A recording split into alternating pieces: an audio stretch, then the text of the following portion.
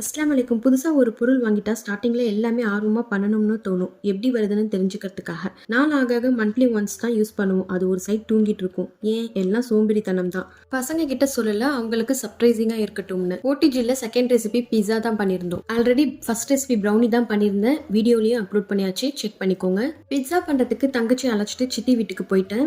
Pizza சாப்பிட்றதுக்கு என்னமோ டேஸ்டியா தான் இருக்கும், பட் இது பண்றதுக்கு போதும் போதும் ஆகிடுச்சு. அதுக்கு ஷாப்ல வாங்கி சாப்பிட்டுக்கலாம் தான் தோணுச்சு. அன்னைக்கு அதுவும் என் தங்கச்சி தான் பண்ணியிருந்தா. அவ பண்றதை பார்க்கும்போது எனக்கு கொஞ்சம் கஷ்டமா இருந்துச்சு. நான் பண்ணியிருந்தா என்ன ஆகிருப்பேன்னு எனக்கே தெரியல. அந்த அளவுக்கு டைம் எடுத்துச்சு. பட் சூப்பரா பண்ணியிருந்தா. மார்னிங் பீஸாக்கான மாவை ரெடி பண்ணி வச்சுட்டா. இது பொங்கி வர வரைக்கும் வெயிட் பண்ணணும். அதுக்கு பிறகுதான் எல்லா இன்க்ரீடியன்ஸையும் ரெடி பண்ணணும். பீஸாக்கு பன்னீர் தான் யூஸ் பண்ணியிருந்தோம். அதுக்கு யூஸ் பண்ண மசாலா அந்த அளவுக்கு டேஸ்டா இருந்துச்சு. சூப்பரா பண்ணியிருந்தா. ஒரு வழியா தங்கச்சி ஒத்தாலாம் இருந்து 10 மினி பீஸா ரெடி பண்ணிட்டா. பார்க்கும் போதும் அதை டேஸ்ட் பண்ணும் போதும் ஷாப்ல வாங்கின மாதிரி இருந்துச்சு. சூப்பரா வந்திருந்துச்சு. அஸ்ஸலாமு அலைக்கும்.